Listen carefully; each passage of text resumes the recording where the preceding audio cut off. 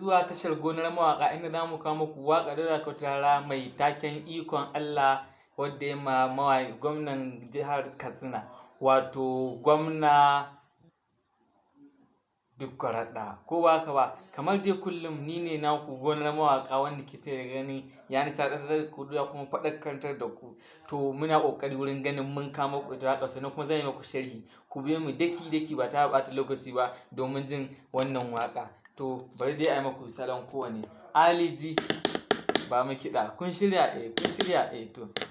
Ikon Allah mai saka tulu ya yi gashi, lallai Malam Dikko kai Katsinawa ke shaida Radda.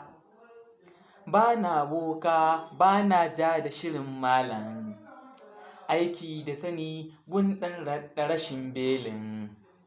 Ai shi ƙolo ba ya ƙin maganar malam. Gado, idan maganar gado za a yi, sai ɗa ikon Allah mai saka tulu ya yi gashi. Malam Dikko kai Katsinawa ke shaida Radda. Birni ƙauye za ka ji labarin malam. Kantomomi ka fi biri bokon gwamna. Kai ke tsarin ka in ka faɗa kuma ta zauna. Radda riƙe linzami, kowa ya san wane ne Radda.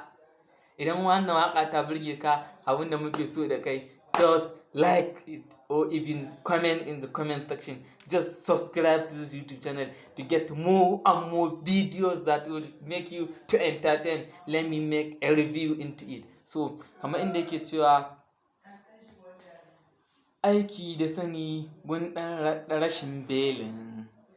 Ai shi ƙolo ba ya ƙin maganar malam. Wato kun san ƙolo a makaranta akwai wanda ake ce ma ƙolo, wato almajiri kenan, ko wanda ke ɗaukar karatu wurin malaman shi. Yake cewa to ƙolo ba ya ƙin maganar malam, wato shi dai ƙolo ba zai ƙi maganar malaminsa ba, ko ba haka ba. To haka yake ne. Idan kuka cewa gado, idan maganar gado za a yi, sai ɗa, wato shi ɗa shi ke damar da zai yi gado, ya gadi abin da mahaifansa suka bar masa, right? Yes.